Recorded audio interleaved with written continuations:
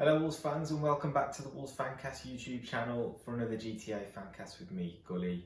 We're looking at the Southampton victory 3-1 at the weekend, and I'm going to be talking to you a little bit about pressing, a little bit about set pieces and how we came out on top in quite a strange game, to be honest, and how basically our quality won out in the end.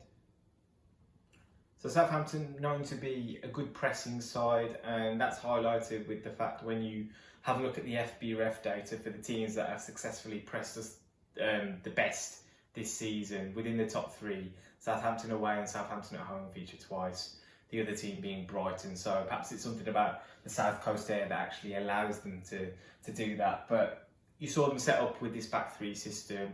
Essentially they went man for man and really kind of compacted the game as much as possible. The extra man in midfield meaning as well that we weren't able to progress the game through those areas as well as we would have liked, caveated by the fact that we're missing Ruben Neves and Romain Saiz, and that's kind of illustrated when you have a look at the heat maps of the two teams. You look at the way that Southampton are operating in a much higher position than us, further illustrated by the fact that our wing backs normally operating in quite high positions, the other side of the halfway line, as opposed to Nathan Tella and Roman Perraud, who are really kind of pushing up against them and really kind of impacted out of the way that we play in a negative way. But I think when you play in a scenario with Southampton where they are pressing you high, then you're going to create lots of turnovers, and ultimately it's the team that makes the best out of those situations that is going to go on to win the game. And that's where our quality came in and our quality showed.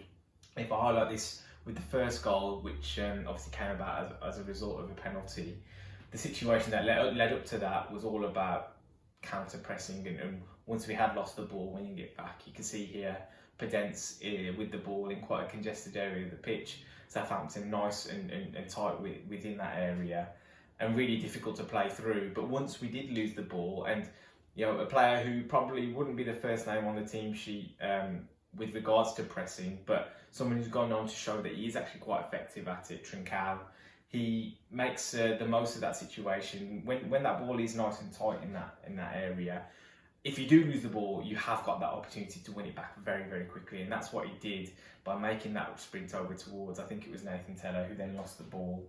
And Pedence, again, showing that little bit of quality to get the ball straight into the penalty area, into Raul Jimenez. And from there on, it's panic stations for the defence. And they made a couple of rash decisions in there, which we got the benefit of probably, and ultimately led to a score in the first goal. I mean, this is notably, I think, Pedence and Trincao tend to play in those forward positions when Bruno wants us to keep possession, but they are two of the better pressers within the team as well. So really good to see them regaining possessions in a higher area of the pitch and ultimately showing that we have the quality in the attacking areas that Southampton lacked. It's kind of evident in the third goal as well, where the game is quite stretched and a little bit of composure, a little bit of quality in the right spaces allowed us to get Adama Traore into a one-on-one situation, running at the defence, and he took it away very, very nicely for his first goal of the season. So again, I think a lot of teams and a lot of opposition fans, managers actually look upon our squad with a higher kind of standard than we do ourselves. And when you think about the players like Pedence, like Trincao, like Jimenez, even Traore coming off the bench obviously as well, we've got plenty of players who are going to take advantage of those situations where Southampton really weren't necessarily able to put too much pressure on us for their own kind of scenarios that they were able to take advantage of. Second thing I wanted to point out was a couple of free kicks that we actually ended up scoring from within the second half. One disallowed and one ended up being given, and how the first one kind of seemed to inform the second one. Now, the first I was referring to was the one where Moutinho whipped the ball towards the back post. Toti Gomez squared to Cody and he put the ball into the back of the net. Unfortunately, Gomez had strayed offside on that one, and it's a bit of a 50-50 kind of decision where there has to be pace on the ball from that position. Moutinho whips a lovely, lovely ball in, And as a result of that pace on the ball and the position that it ends up being received in, the strikers have to be quick off the mark, they have to be on the front foot, and they have to be ready to go as soon as that ball is played. So those marginal offside decisions, especially when you get a defence that is looking to just basically hold their line and drop once the ball is kicked rather than prior to it, those hairbreadth offside decisions are going to be given. And with VAR, I think basically defences are quite comfortable with holding that line, so that then the retrospective decision can be made even if the on-field decision isn't given.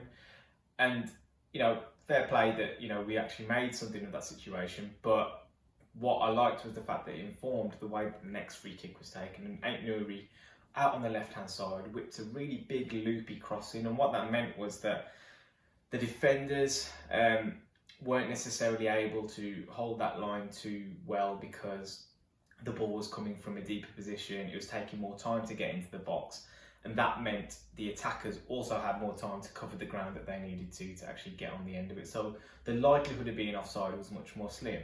Now, the risk that you run with those big loopy crosses is that the keeper comes and claims it. But Ait Nouri's ball was just close enough towards the edge of the box that I think Forster, while he looked at it and thought he might be able to come and claim it, he wasn't quite able to cover that ground quickly enough to actually get his hands onto it.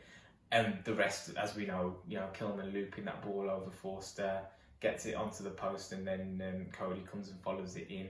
It was just nice to see a little bit of a thought process behind the way that second free kick was taken, and ultimately the set piece kind of revelation that has been this season, whether it be defensively or offensively. So much of that credit has to go down to Tony Roberts, who's clearly at the forefront of setting those up. And I'm still not having that we've conceded a goal from a set piece based on that worldie from James Ward-Prowse. So for my reckoning, Tony, I think we're still unblemished, and long may that continue.